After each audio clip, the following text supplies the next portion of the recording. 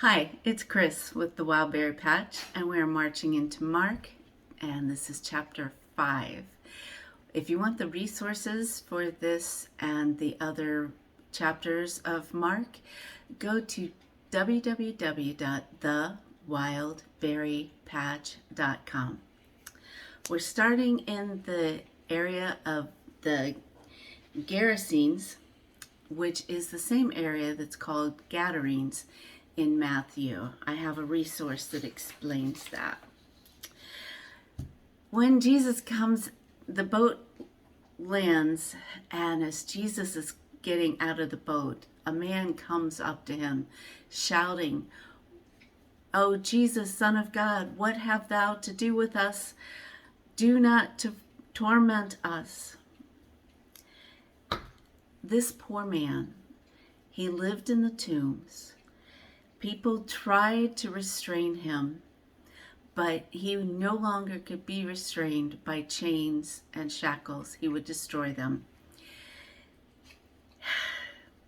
He was always crying out, and he was walking amongst the tombs and in the wilderness, in the mountains, and he was cutting himself with stones.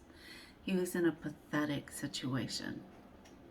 But the demons within him recognized Jesus, and they were telling Jesus, "Don't send us out of this region. Don't torment us."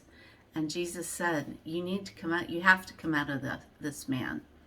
So they said, "Send us into the herd of swine." So Jesus did. And immediately the swine ran off the cliff. But the man was delivered. And he was seen sitting with Jesus, clothed, so he probably wasn't clothed before, in his right mind, and calm. The people who owned the pigs were a little bit upset, and so they begged Jesus to leave their area. Now, apparently there's possibility that this is actually a Gentile region. So this would have been one of his first Gentile miracle. The man asked him, "Can I come with you?" And Jesus said, "No. You need to go back to your family and friends and tell them what God has done for you." And so not only did Jesus deliver him from the demons, he made him clean again, and he restored him to his family.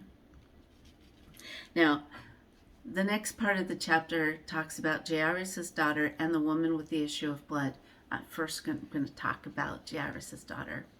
So Jairus comes and meets Jesus. Apparently, everybody knows where he is at all times. And, "Come, Master, for my daughter is dying. And if you just touch her, I know she'll be made whole." So as they're going, there's this little aside with the woman with the issue of blood, and then the people show up from his household and say, "Your daughter's died. Don't bother the master anymore." Well, Jesus hears this, and he says, "Don't be afraid, only believe," which for me, that is a very strong statement.